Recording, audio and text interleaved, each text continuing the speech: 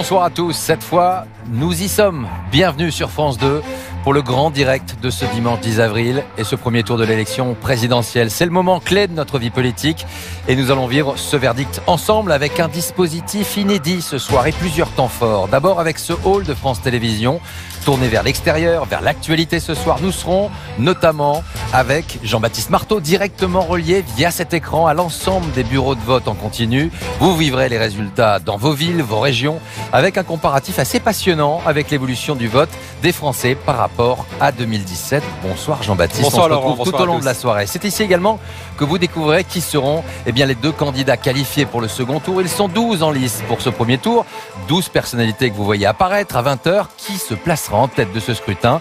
Les résultats de chacun, leur position avec notre partenaire Ipsos Sopra Steria. Et puis bien sûr, toutes les images, nos invités, les réactions, tous les QG des candidats que vous voyez apparaître sur cet écran. Nous serons en lien avec l'ensemble de nos envoyés spéciaux à chaque instant. Plusieurs temps forts ici, mais aussi sur le grand plateau du journal. Avec qui? Avec Anne-Sophie Lapix. Bonsoir Anne-Sophie.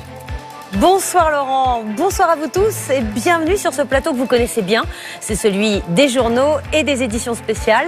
C'est celui où nous allons accueillir tous les invités politiques. Ils seront nombreux. Ils viendront commenter les résultats, bien entendu, nous révéler les consignes de vote pour le second tour.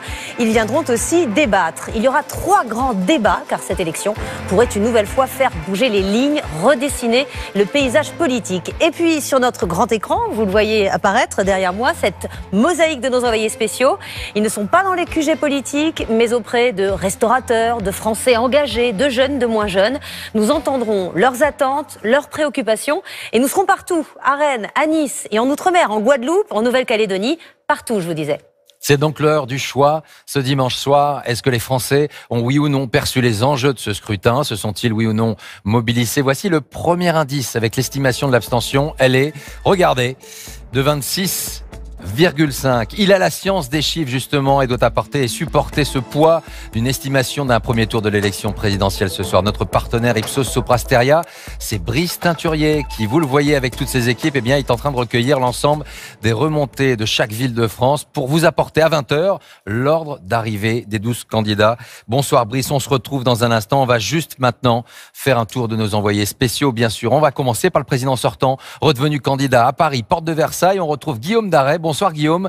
Aucune élection n'est écrite à l'avance et il y a ce soir du suspense et de la tension beaucoup dans ce QG.